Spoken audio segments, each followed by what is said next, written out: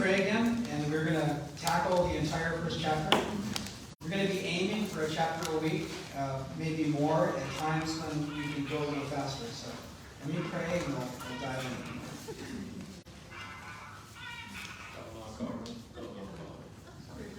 Star Wars. I rebuke every digital interruption. Lord, thank you for this place, this time, and that you are the reason that we gather, Lord. And through you, Jesus, our lives have been woven together for some of us many, many years. Others of us were just starting our journey together. But it's because of you, Lord, that we are here on so many levels. And so we are grateful, God, that you want to speak to us and encourage our hearts. And so we look to you to make an impact on our lives tonight for your glory and for our benefit, Lord. Thank you. In Jesus' name, amen. Amen. Well, let's look at your notes here, a little history on the book of 1 Samuel. We're going to read tonight about a man named Elkanah, or Elkanah. And his family, he had 2 wives, and we're going to see that was problematic. The historical setting. 1st and 2nd Samuel will cover the period between the judges and the kings. So the judges was like the time of Samson and other judges. God was looking for leaders in the land, and the judges were up and down. We know that Samson was a terrible failure, and God was looking for leaders for his people. After the period of the judges ended, the period of the kings starts. So first there was Saul, then there was David, so on and so forth. And so the kings came after this time. This was a time of moral and spiritual decline for Israel. So godly leadership was very important and was needed and was lacking. And so in this book, we're going to see some of the characters we're going to see are the prophet Samuel. We're going to see Saul, eventually the first king of Israel. Then we're going to see King David. So we're going to be tracking their story. So a lot of what we're going to be looking at in the upcoming months is narrative stuff, and we're going to be pulling out of their lives to make application for our own lives. So let me read verses 1 to 3. Now there was a certain man of Ramathaim Zophim of the mountains of Ephraim, and his name was Elkanah, the son of Jehoram, the son of all of those guys. Verse 2. And he had 2 wives. The name of one was Hannah, and the other name Peninnah. My goodness, English is my first language. Peninnah had children, but Hannah had no children. And this man went up from his city yearly to worship and sacrifice to the Lord of hosts in Shiloh. Also the 2 sons of Eli, Hophni and Phinehas, the priests of the Lord, were there. So we are introduced to Elkanah. So he was a worshiper of God, but he has 2 wives, and that's problematic, and we're going to see that rather quickly. So he was a godly man, but polygamy it wasn't God's design that polygamy should exist, but it did exist. And we always see it in the Bible when we study it. We never see it being a blessing. We always see it be a problem. Jesus taught about marriage, and he quoted Genesis 2. Genesis 2 says this, "Therefore a man shall leave his father and his mother and cleave unto his wife, and they shall be one flesh." So one man and one woman is God's design for marriage. And whenever we see something else, generally speaking, polygamy in the Old Testament, it's always problematic. So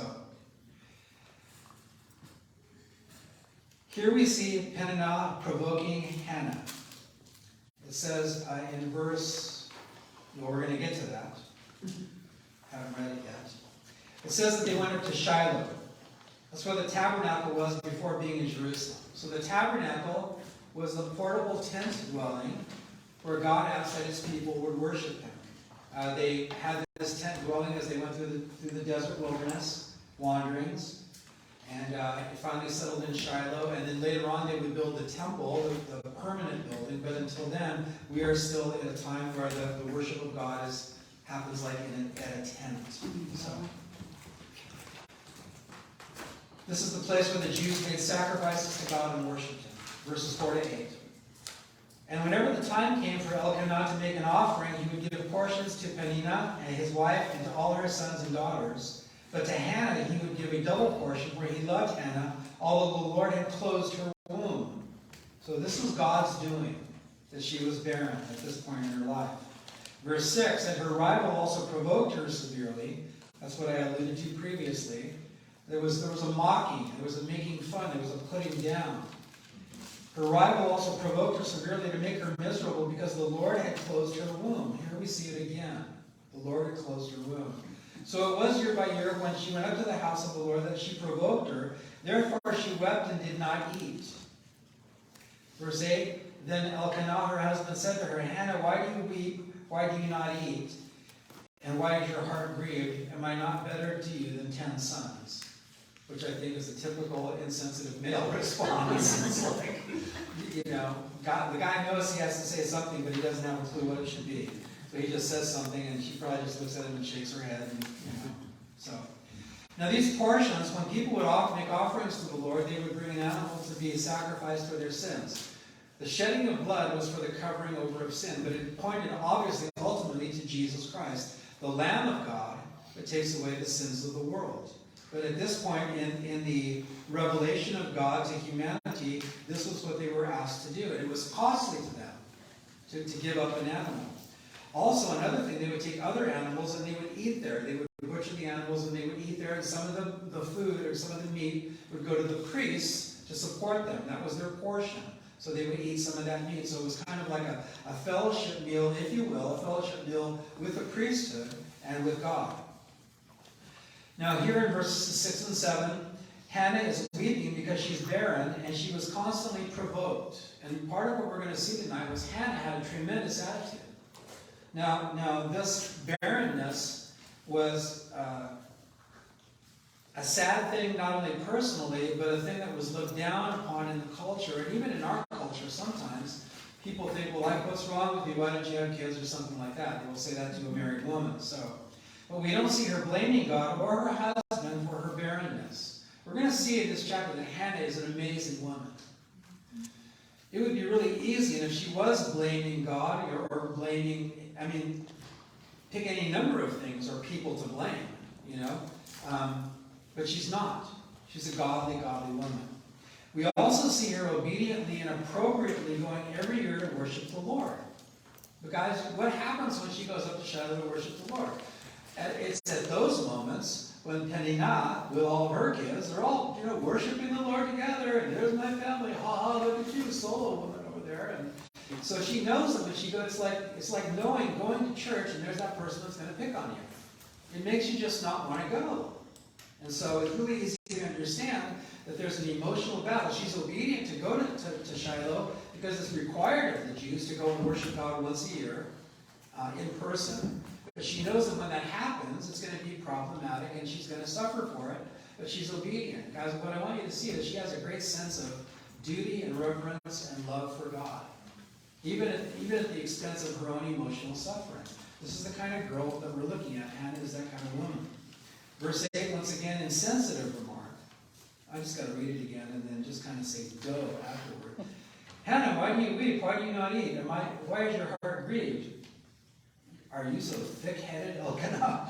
And am I not better to you than 10 sons? At this moment, no, you're not.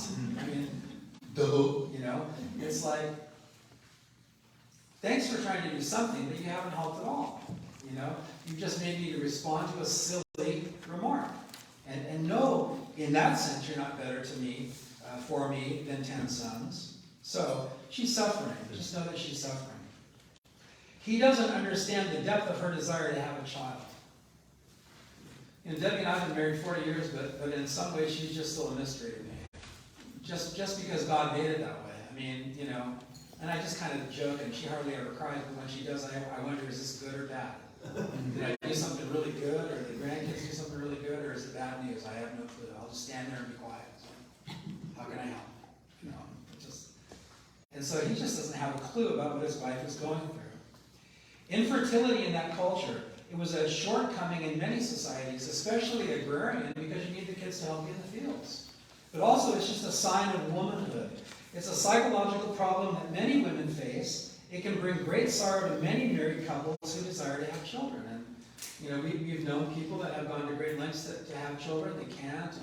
And by the way, I'm not against many of the medical options that are available. Some, I think, are a little bit ethically and spiritually questionable. I'm not here to debate those things. I think if medicine can help a man and a woman to have children, from themselves, I think that's a fantastic thing.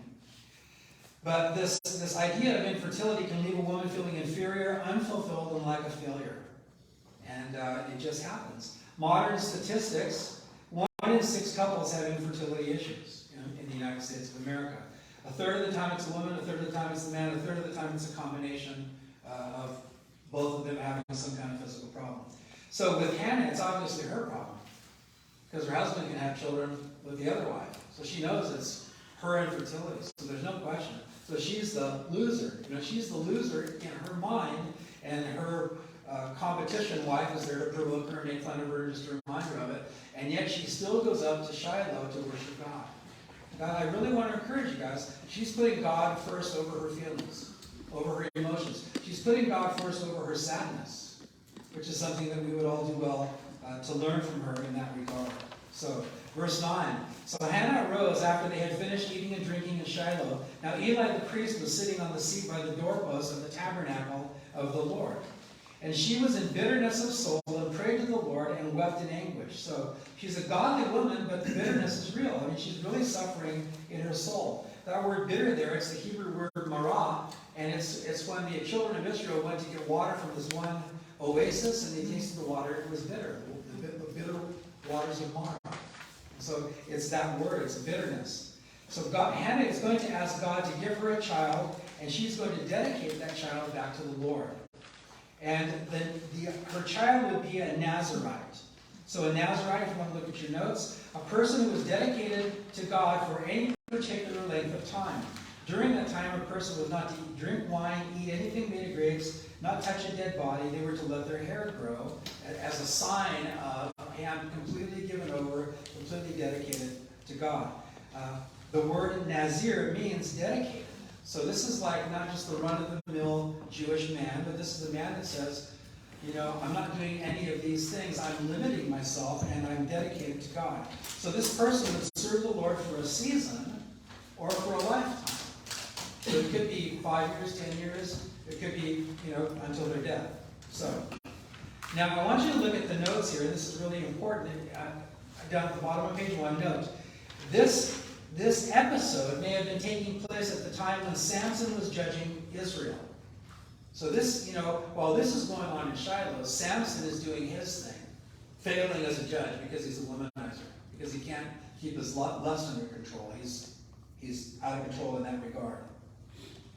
If this happened during the time of the judges, we know that there was a lack of godly men who would be godly leaders. So if Hannah was alive, if Elkanah was alive during this time, there's a lack of godly leaders in the land. And Hannah has been made to be barren by the Lord, but she's going to give birth to a son who's going to become a leader. So just connect the dots. God is doing something. Samson judged them for 20 years, but the Philistines ruled over the Israelites for 40 years. And his judging, his leadership over the nation was poor. Flip the page. We read in 1 Samuel that eventually Samuel would lead Israel in battle, and all the Israeli cities would be recovered from the Philistines. If that was the case, I want you to connect the dots. It's important to take these pieces of the puzzle and put them together. If this is happening during the time of the judges, and let's say Samson's leading, and there's no godly leaders in the land, and Hannah's just wanting so bad to have a child, but God's restraining her from having a child, and she's going to be begging the Lord for a child, even to the point where she finally says, you know what, if you give me a child, I'll give him back. God says, good. I'm looking for someone who will give up their child. I'm looking for a godly leader. And this desperation that she has, guys, is the thing that makes her willing to give away that thing that she wants so badly. This is the main point of the study tonight. Look down at the bottom of the page here. This is the main point that I want to make. There are things that are so precious to us and so important in life, and they can be very good things. I'm not talking about bad things. I'm talking about good things. We say this to the Lord. Give me this, but we also need to say, but it will never be mine. Lord, I'm praying for this thing. I'm asking you to give me this thing, but I'm not going to be the owner. I'm only going to be the manager of it. It's going to be surrendered to you. It's never going to be ultimately under my control. Think about a mom who said, God, give me children, but they're never going to be for you. They're only for me. No Christian wife should ever say that. It happens. Lord, bring me a husband. Lord, bring me a wife. Lord, let me get married. We'll be a great Christian couple. And then after you get married, it's like, oh, my wife wants to go on a mission trip. Forget that. And she wants to serve extra church. Forget that. She has to be home with me. She's for me. Lord, she's not for you. She's for me. You brought her to me, but now she's mine. We would never tell somebody that that's a good idea. Lord, give me some finances so I can take care of my family. Oh, now I have the finances. They're for me. They're not for God. They're not for other people. They're just for me. This is the kind of thing that we're talking about. She's asking for a good thing. And we often ask for good things. But then we make ourselves owners of them. Guys, we're not the owners of anything. Would you agree with that? Yeah. We're not the owners of anything. We're managers. My wife doesn't belong to me. I mean, as far as the human relationship, yes, but she belongs to the Lord. If she came to me and said, I think God's saying this and that, and I prayed about it, and I agreed with her, then that's what we're going to do. If it inconvenienced me, if I wasn't happy about it. I mean, when I've been traveling the last 4 years, I know it's been God's call on my life, but neither of us have been thrilled about being apart so much. I made 20 international trips in the last 4 years, 2 to 3 weeks each. I mean, that's a lot of travel. That's a lot of miles. We spend a lot of time on FaceTime. We miss each other. But I don't belong to her. I belong to the Lord. She doesn't belong to me. She belongs to the Lord. Hannah is saying, God, give me a son. But he's not going to belong to me. He's going to belong to you. What is it that you might be asking for still? A marriage, or a this, or a that, or a possession, or a special kind of friendship, or a ministry, or whatever it is, a reconciliation, or a house, or anything. They can be great things, but they don't belong to you. They don't belong to me. They belong to the Lord. And this is what we see that's so amazing about Hannah. Even in like a job promotion, Lord, I'll represent you. And then you get promoted, and they say, can you tone it down a little bit? Sorry, I can't. I'll go back to being what I was so I can talk about Jesus. I mean, I can do some music, and I know my skills are limited, this and that, but I played a little cafe over in Petaluma 3 or 4 years ago. When Allie was here, we went and did some music. And there was a guy sitting in the audience like this. I'm thinking, okay, who is this guy? And he was like a talent scout for RCA Records. I'm glad I didn't know that ahead of time. And my friend James Walker was playing bass and this and that. And then during the break, I just go over and say hi to people. And he goes, oh. And he goes, kind of spiritual, isn't it? I go, yeah. He goes, you ought to probably tone that down a little bit. And I said, no. Which meant, I guess, it was a little bit of a backhanded compliment. Like, if you toned it down a little bit, you'd probably be a little more successful. I mean, whatever. That's not the point. I'm not going to tone it down because the music doesn't belong to me. The guitar doesn't belong to me. You guys don't belong to me. This doesn't belong to us. It's the Lord's. Everything. Everything that we ask for. It's really interesting, too. Here we are because we asked for something, didn't we? We corporately said, we want to be a church. And the Lord answered, didn't he? But it doesn't belong to us. It belongs to him. And this is the heart that we see in Hannah. It's an amazing heart that she has. So back to Hannah, she becomes pregnant during this time of a lack of godly leaders. God waits for a dark moment in her life to grant her this request. But in doing so, she realizes, God has miraculously given me a son. He doesn't belong to me. He belongs to God. I'm going to keep him for a while. I'm going to wean him 3, 4, 5 years old. And I'm going to dedicate him back to the Lord. So God restrains Hannah from being pregnant until she's so desperate that she would dedicate her son back to God. God used the sorrow of barrenness to bring forth a willing mother who would give up her son, and the son would go on to lead a nation. What is it that you want, or have wanted, or maybe still want? That's a good thing. But if God gives it to you, are you the owner? Maybe God's going to keep it from you until you realize you're not the owner. Maybe when you realize Lord, if you give me this thing, I'll use it for your glory, and if you ask for it back, I'll give it back to you. I remember talking to Roby Duke, our friend, who's in heaven now. He died like 4 days before he was going to come play at our church. I was so angry at him. I was like, I remember him telling me one time how frustrated he was with music, and he just felt that God was saying, put the guitar down, put the guitar down, put the guitar down. And he said, take anything, God, but don't take the music. You can take anything that I have, anything, but don't take the music. And finally he said, okay, you can have the music. And he gave it up in his heart, and God gave it all back and blessed him like crazy. It's that idea. We're not the owners of anything, including our talents, including our minds, our personalities, our bodies, nothing. We're not the owners. So God uses a dark time in her life, God uses the sorrow in her life to bring forth the best thing for her and for the nation. So, now in going through this thing, Hannah is really misunderstood by Eli. He's just another insensitive man in her life. Look at verses 12 to 14. And it happened as she continued praying before the Lord that Eli watched her mouth. So she's there before the tabernacle praying, her head's down, her lips are moving. Verse 13, Hannah spoke in her heart, only her lips moved, but her voice was not heard. Therefore Eli thought she was drunk. So Eli said to her, how long will you be drunk? Put your wine away from you. Then Hannah answered, no, my Lord, I am a woman of sorrowful spirit. I have drunk neither wine nor intoxicating drink, but I have poured out my soul before the Lord. Do not consider your maidservant a wicked woman, for out of the abundance of my complaint and grief I have spoken until now. Then Eli answered and said, go in peace, and the God of Israel grant your petition which you have asked of him.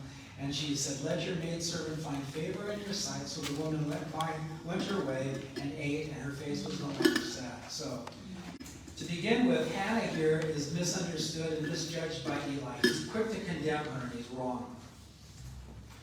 It's easy for us to come to quick conclusions about people. I have a favorite singer, and he's married, and I used to follow him and his wife 10 years ago, and then she kind of drops off the music scene, and I was wondering what happened to her, and then I find out that they're putting out a new album, but I saw a picture of her, and she just didn't look good. In my mind, I was like, she's probably using drugs, she's probably an alcoholic. No, she has really bad fibromyalgia. It's like, I'm so quick to judge people. I'm such an idiot about that. You know, we're so quick to judge people. And so I'm just saying, Eli judged her. Even the pastor sometimes judges people. We all judge people too quickly. We don't listen to their stories, so don't be an Eli. We should get t-shirts made, right? Don't be an Eli. Eli, circle slash. Don't be an Eli. Okay? So, but the point is, she's a godly woman, and she doesn't get in a fight with them. She answers super respectfully. Verse 15 and 16, once again, no, my Lord. She doesn't say, no, you insensitive man. She says, no, my Lord, and she explains herself in a wonderful way. You know, she's misunderstood, but Jesus never misunderstands us, do we? Look at Hebrews 4:15. We don't have a high priest who cannot sympathize with our weaknesses. I mean, if you feel misunderstood, Jesus totally gets it. Imagine God coming in the flesh and being misunderstood. He's demon. He has a demon, and he hangs around with the wrong people, and he's a drunkard, and he's born in fornication. All it's like, imagine being misunderstood like that. Hannah here is such a godly woman. She just explains herself. It talks about Jesus. Look at the notes again. We don't have a high priest who cannot sympathize with our weaknesses, but in all points tempted as we, yet without sin. Let us therefore come boldly to the throne of grace, that we may obtain mercy and find grace to help in time of need.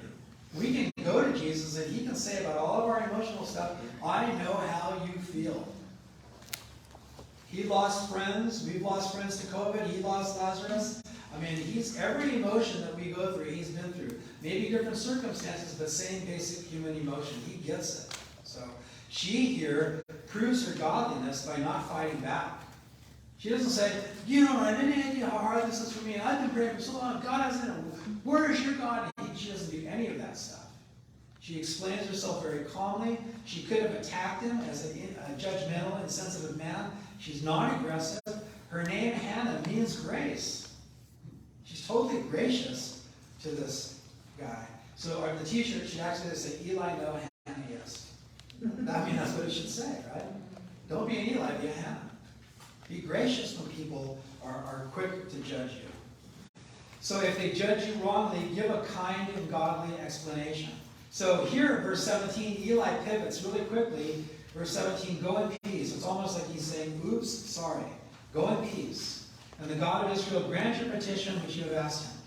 And she said, let your maidservant find favor in your sight. So the woman went her way, ate, and her face was no longer sad. You know, sometimes, guys, we stay perpetually sad till we get that thing that we want.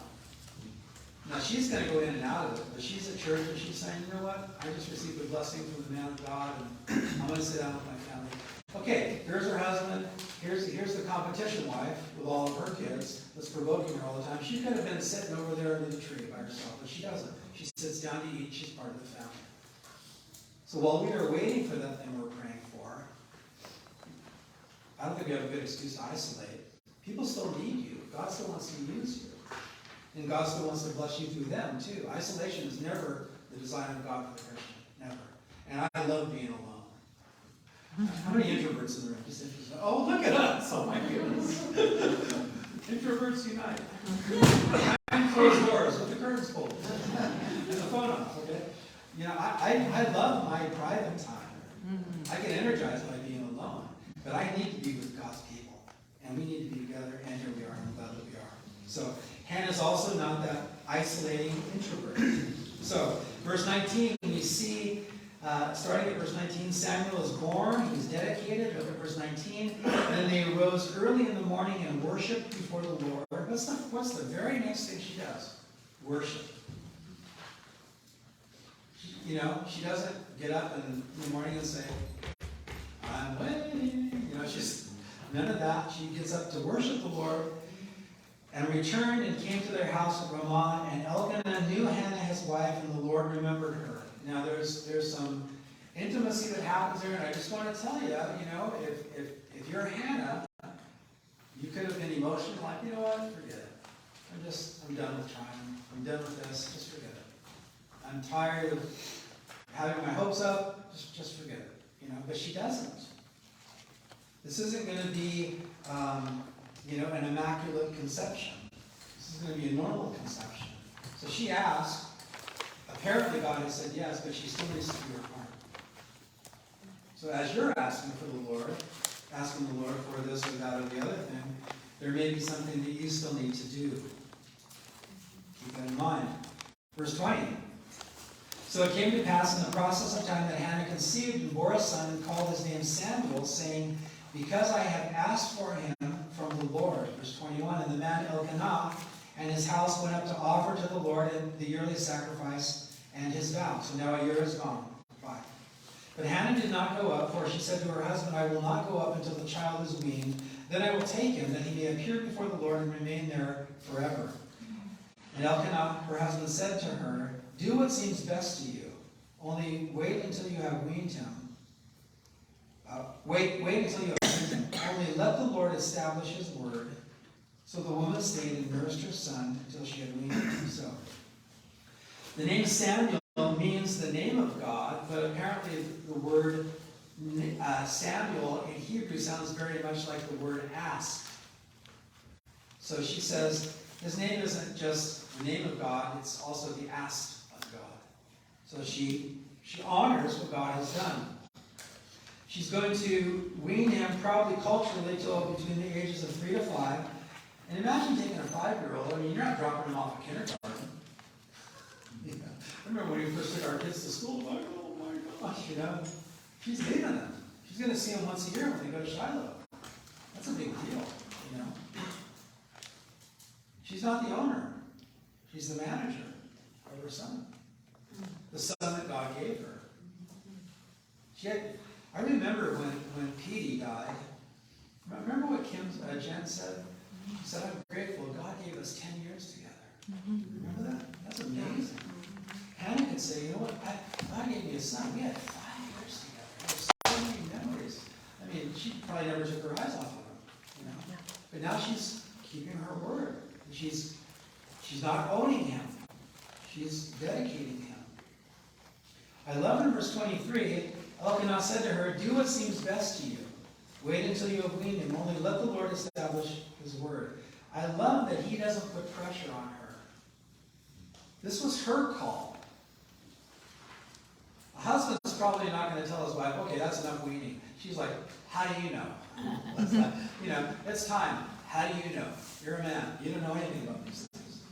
But he is just trusting his wife. Guys, there's so much to learn here. He's trusting his wife to make the godly decision between her and God. He's not manipulating, twisting her arm, staring down his nose at her. He's not doing any of these things. He said, you made a deal with the Lord. And I trust that you're going to fulfill it in your time and in your way. Because if she does it under his pressure, what's that going to produce in the family? Resentment. And it doesn't produce faith. When she lets him go, now she's angry. She's not blessing him. It's not an act of faith anymore. It's an act of the flesh. I wonder if Elkanah might have been thinking, man, I hope she doesn't change her mind and back out of it. But he just leaves it to the Lord, and he leaves it to his wife. There's a lesson there for us. Don't manipulate people into doing what you think they should or they said they were going to do. Leave them alone. Or at least give them all the time they need. In the New Living Translation, it's translated this way: may the Lord help you keep your promise. It's just a real gentle exhortation that he gives. He doesn't take control. There's something there to learn. Verse 24, now when she had weaned him, she took him up with her with 3 bowls, 1 ephah of flour, and a skin of wine, and brought him to the house of the Lord in Shiloh when the child was young. Then they slaughtered a bull and brought the child to Eli. And she said, O my Lord, as your soul lives, my Lord, I am the woman who stood by you here, praying to the Lord. For this child I prayed, and the Lord has granted me my petition which I asked him. Therefore I also have lent him to the Lord. As long as he lives, he shall be lent. My side margin there says, granted or given over to the Lord. So they worshipped there. So some of these items that they take 3 bulls, but they only slaughter 1. So one of them is completely killed, put on fire, hooves, tail, eyelashes, ears, teeth, everything. It's just a whole burnt offering to the Lord. That's redeeming the firstborn. That's saying the first one belongs to the Lord. So the other 2, apparently, they would butcher and eat and give some to the priests. So they had a communal meal there after that. Verse 25 is when they actually gave the child over to Eli, the priest. This was costly financially, but it was especially costly emotionally.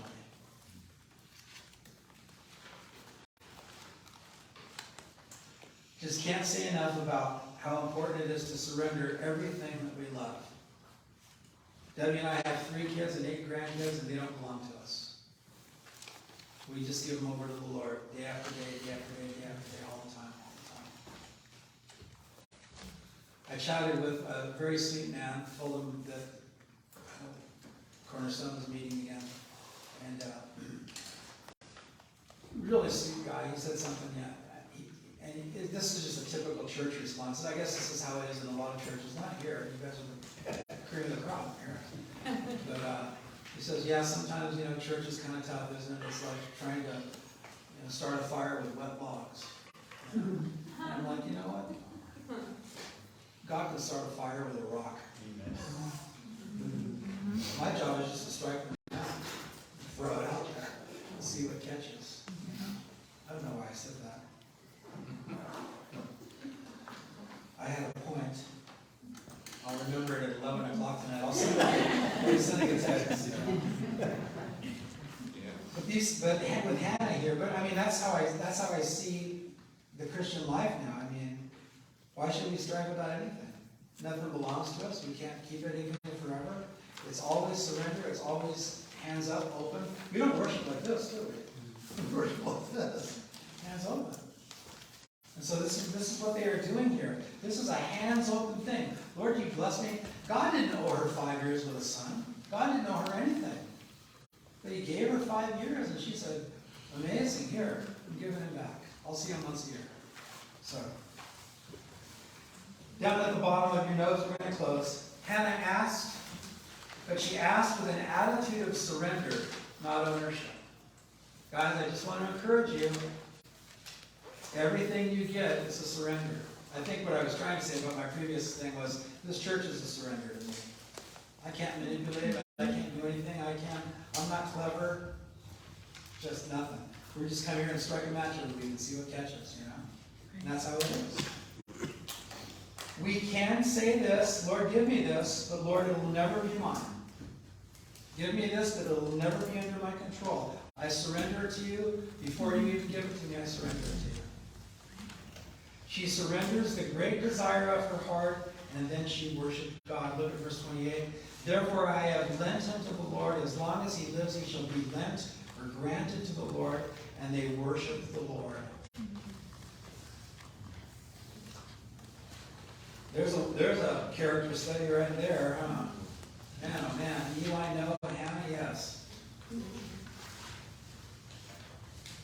Profile of a godly woman. Profile of a godly person. Profile of Jesus. Though he was rich, he became poor so that through his poverty he might become rich.